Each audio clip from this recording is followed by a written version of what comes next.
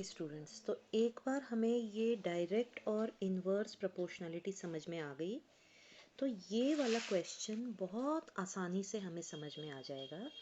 ये कहता है कि मेजरमेंट का नंबर और उसी मेजरमेंट का जो यूनिट है वो इन्वर्स प्रोपोर्शनलिटी में है। इसका मतलब आपने अभी पढ़ा इन्वर्स प्रोपोर्शनलिटी कि अगर नंबर बढ़ता है तो यूनिट कम होगा, या अगर नंबर कम है तो इसका मतलब यूनिट बड़ा है, बढ़ गया। ठीक है, ये है, आपको ये प्रूव करना है that n is proportional 1/u। ठीक है, बिल्कुल सिंपल आसान चीज आप देख करके चलिए कि मान लो मैंने आपको दिया एक रॉड। ठीक है, इस रॉड की लंबाई है 1 मीटर की, है ना। अब आप में से 3 बच्चे समझ लो, एक का नाम ए, दूसरे का नाम बी, तीसरे का नाम सी। ठीक है, तो पहले बच्चे ने बोला मैं मीटर यूनिट के साथ चलूँगा, है ना। तो उसने मुझे जवाब दिया लंबाई कितनी है, 2 मीटर। मान लो उसने 2 मीटर रॉड लंबी दी है। ठीक है, जो बी वाला बच्चा है वो लंबाई लेता है, बोलता मैं मीटर में नहीं लूँगा, मैं लेंथ की दूसरी यूनिट लूँगा, सेंटीमीटर, है ना। तो वो जब मेजर करेगा सेंटीमीटर में तो यही रॉड, इसी रॉड की लंबाई उसको आएगी 200 सेंटीमीटर। ठीक है, अब एक तीसरा बच्चा है, वो बोलता है ना मैंने मीटर में लेना है ना मैंने सेंटीमीटर में लेना है, मान लो मैंने मिलीमीटर में लेना है। अब आप सबको रूलर देखा है, स्केल आप सबने देखा है, आप सबको पता है कि मीटर बहुत लंबी यूनिट होती है, उसके मुकाबले सेंटीमीटर छोटी होती है और मिलीमीटर उससे भी छोटी यूनिट होती है, ये आपको पता है।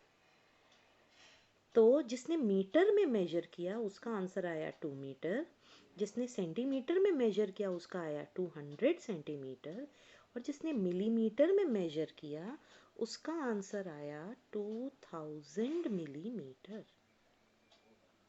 ठीक है, यानी हम एक चीज यहाँ देख रहे हैं कि यूनिट छोटी होती जा रही है, यूनिट छोटी होती जा रही है। मीटर बहुत लंबी यूनिट है, सेंटीमीटर उससे छोटी है, मिलीमीटर उससे छोटी यूनिट है ना।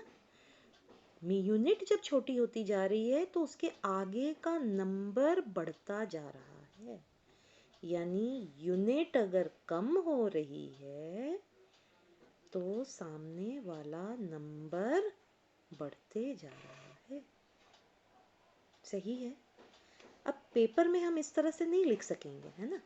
पेपर में हमें थोड़ा सा इसको टेक्निकली तरीके से लिखना पड़ेगा, तो वो चीज़ मैंने आपको यहाँ पर दिखाई है कि 2 मीटर बोल लो या 200 सेंटीमीटर बोल लो, एक ही बात है। 2 metre is equal to 200 centimetre, है ना। पेपर में आंसर आप यहाँ से स्टार्ट कर सकते हैं, यानी N1U1 2N1 हो गया, मीटर पहला यूनिट आ गया, इज इक्वल टू N2U2, यानी 200 जो है वो N नंबर सेकंड हो गया और उसका यूनिट सेंटीमीटर सेकंड हो गया, है ना।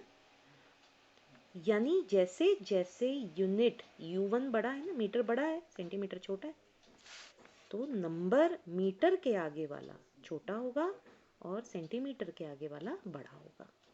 इसको एक और तरीके से भी यहाँ पर कर सकते हैं, देखिए N1U1 is equal to N2U2, इसको ऐसे भी लिख सकते हैं N1 divided by N2 is equal to, इसको नीचे ले आए ना तो यहाँ पर सिर्फ बचा क्या, U2, और अगर U1 को लेके जाएं दूसरी तरफ तो वो डिनोमिनेटर में नीचे जाएगा, दिख रहा है। यानी N1 न्यूमरेटर में ऊपर है तो U1 नीचे डिनोमिनेटर में है, और N2 अगर डिनोमिनेटर में है तो U2 उसके उलट ऊपर है। दिख रहा है, ये फर्क दिख रहा है आपको, यानी N ऊपर तो U नीचे। तो या तो ऐसे समझ लो या ऐसे समझ लो, जो आसान लगे उससे समझिए। ठीक है। सो ये एक 2 मार्क का क्वेश्चन आता है, ये 2 मार्क का क्वेश्चन आता है। Show that n is directly proportional to, sorry I am very sorry, n is inversely proportional to u। आप यहाँ से शुरू करके इस तरीके से भी कर सकते हैं या इस तरीके से भी आप कर सकते हैं। ठीक है। अब लास्ट टॉपिक जो है आज का वो है फिजिकल क्वांटिटी। आप बहुत बार ये सुनेंगे और बोलेंगे फिजिकल क्वांटिटी क्या होती है। बिल्कुल सिंपल, कोई भी चीज़ जिसको आप मेजर कर सकते हैं, जिसको नाप सकते हैं, उसको आप फिजिकल क्वांटिटी बुलाते हैं। मेरी आवाज़ ऊंची जा रही है, कम हो रही है, आप बोलेंगे मैडम थोड़ा ज़ोर से बोलिए, मैडम थोड़ा धीरे बोलिए। आप मेरी आवाज़ को मेजर कर सकते हैं, है ना। मेरी साउंड की वॉल्यूम को मेजर कर सकते हैं। तो मेरी साउंड की वॉल्यूम क्या बन गई? Physical quantity. आप लेंथ, वॉल्यूम, डेंसिटी, डेंसिटी यानी घनत्व, फोर्स, बल, स्पीड, वेग, सब चीज़ों को, और ये लिस्ट बहुत लंबी है, क्या क्या चीज़ें आप मेजर कर सकते हैं वो सब बुलाई जाती हैं फिजिकल क्वांटिटीज। ठीक है।